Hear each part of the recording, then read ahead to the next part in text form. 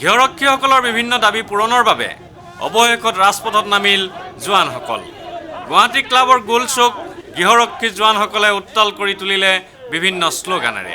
সদৌ অসম প্ৰশিক্ষণপ্ৰাপ্ত গৃহৰক্ষী সন্থাৰ উদ্যোগত পালন কৰা প্ৰতিবাদী কাৰ্যসূচী সম্পৰ্কে সন্থাৰ সভাপতি অনন্ত দাসে কয়, আমাৰ মূল দাবীৰ ভিতৰত আছিল কি যে আমি আগন্তুক যিবিলাক আন্দোলন কাৰ্যসূচীৰ যোগেদি আমি এই আন্দোলন পালন কৰা হৈছে, এই আন্দোলনত আমাৰ আছিল কি 1947 চনৰ গৃহৰক্ষী আইনখন সময়ৰ প্ৰয়োজনীয় হোৱাকৈ কি কৰিব দিছিলোঁ, সংশোধনৰ ব্যৱস্থা কৰিব দিছিল।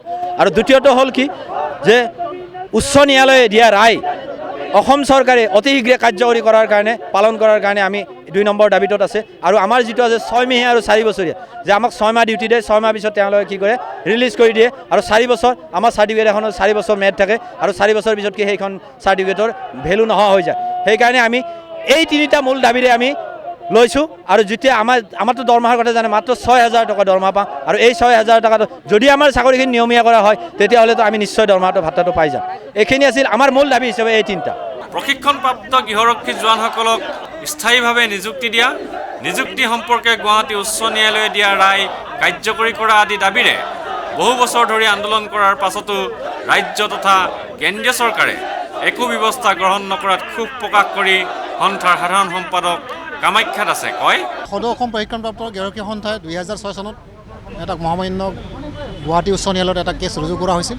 আৰু এই কেছটো ৰুজু ফাইনেল ডিছপ'জ এটা 2013 এটা ফাইনেল মানে ৰায় এটা দিছিল যে অসমৰ যিসকল গৃহৰক্ষী কৰ্মচাৰী আছে এইসকল কৰ্মচাৰীক যে চৰকাৰৰ ফাণ্ড অনুযায়ী তেওঁলোকক নিয়মীয়া কৰাৰ কাৰণে এটা পৰামৰ্শ দিয়া হৈছিল। আৰু এই পৰামৰ্শ তেওঁলোকক আৰু আমাক চৰকাৰে 4 মাহৰ ভিতৰত সদস্যৰ যিখিনি লিষ্ট সেইখিনি ছাবমিট কৰিব দিছিল। আৰু গতিকে এই মৰ্মে প্ৰথম কিস্তি হিচাপে আমি 5,000 তেওঁলোকক ছাবমিট কৰিছোঁ।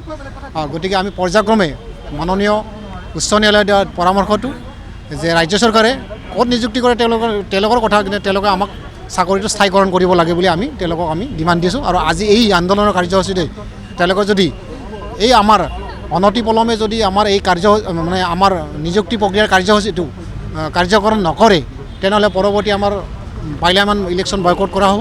আৰু লগতে আমাৰ 27,000 গৃহৰক্ষী যিখিনি আছে এই গৃহৰক্ষীয়ে সকলোৱে পাৰ্লিয়ামেণ্ট ইলেকশ্যন বয়কট থাকিব, লগতে পৰিয়ালবৰ্গ আৰু লগতে আমি ভোটদানৰ পৰা বিৰত থাকিব। উল্লেখ্য যে গৃহৰক্ষীসকলৰ দাবীসমূহ চৰকাৰে পূৰণ নকৰিলে 2014 চনৰ লোকসভা নিৰ্বাচন বৰ্জন কৰাৰ ভাবুকি দিয়ে সন্থাটোৱে। আনকি প্ৰয়োজন হ'লে আত্মজা যাবলৈও প্ৰস্তুত বুলি ঘোষণা কৰে সন্থাই। ভিডিঅ' জাৰ্নেলিষ্ট সুশান্ত দাসৰ সৈতে অমৰদীপ গগৈ, চেণ্টিনেল নিউজ, গুৱাহাটী।